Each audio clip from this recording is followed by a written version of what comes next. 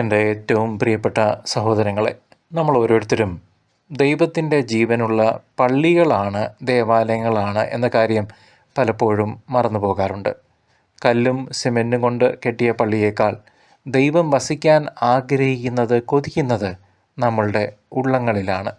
മാമോദിസായിലൂടെ പരിശുദ്ധാത്മാവ് നമ്മുടെ ഹൃദയത്തിൽ കുടിയിരുന്നപ്പോൾ നമ്മൾ പരിശുദ്ധമായ ആലയങ്ങളായി മാറി. അതുകൊണ്ട് നമ്മുടെ ശരീരത്തെയും മനസ്സിനെയും വളരെ ശുദ്ധിയോടെ നാം കാത്തു സൂക്ഷിക്കണം. ദൈവം വസിക്കുന്ന ഈ പരിശുദ്ധമായ ഇടത്തെ അശുദ്ധമാക്കാൻ നമ്മൾ ആരെയും അനുവദിച്ചുകൂടാ. ചീത്ത ചിന്തകൾ കൊണ്ടോ, ലഹരി കൊണ്ടോ, കണ്ണിൻ്റെ ദുരാശ കൊണ്ടോ, തെറ്റായ ചിന്തകൾ വീണ്ടും വീണ്ടും നമ്മെ അലട്ടി പാപപ്രേരണയിലേക്ക് നയിക്കുന്ന അവസ്ഥയിലേക്ക്, അതുകൊണ്ടോ പാപസാഹചര്യങ്ങൾ, മറ്റ് പല പാപസാഹചര്യങ്ങൾ കൊണ്ടോ ഈ വിശുദ്ധ മന്ദിരത്തെ നശിപ്പിക്കുന്നത് വലിയ തെറ്റാണ്. തിരുസഭ പഠിപ്പിക്കുന്നത് പോലെ ദൈവത്തിൻ്റെ ആലയം നശിപ്പിക്കുന്നവനെ ദൈവം നശിപ്പിക്കും എന്ന് പറയുമ്പോൾ അത് ഒരു വലിയ താക്കീതാണ്. അത് വേദപുസ്തകത്തിൽ വൃത്തിയായിട്ട് മെൻഷൻ ചെയ്തിട്ടുണ്ട്.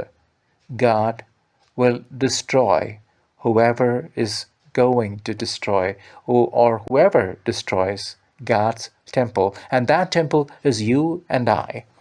ഓരോ കുമ്പസാരത്തിലൂടെയും നമ്മൾ ഈ ദേവാലയത്തെ കഴുകി വെളുപ്പിക്കുകയാണ് ചെയ്യുന്നത്.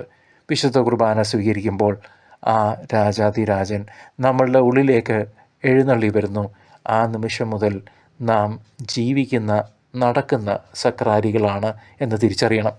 അതുകൊണ്ട് വലിയ ബഹുമാനത്തോടെയും ഭയഭക്തിയോടെയും വിശുദ്ധിയോടെയും ഈ ശരീരത്തെ കൊണ്ട് നടക്കണം. ദൈവം തന്ന ഈ വലിയ ദാനം കാത്തു സൂക്ഷിക്കാൻ നമുക്ക് പ്രാർത്ഥിക്കാം.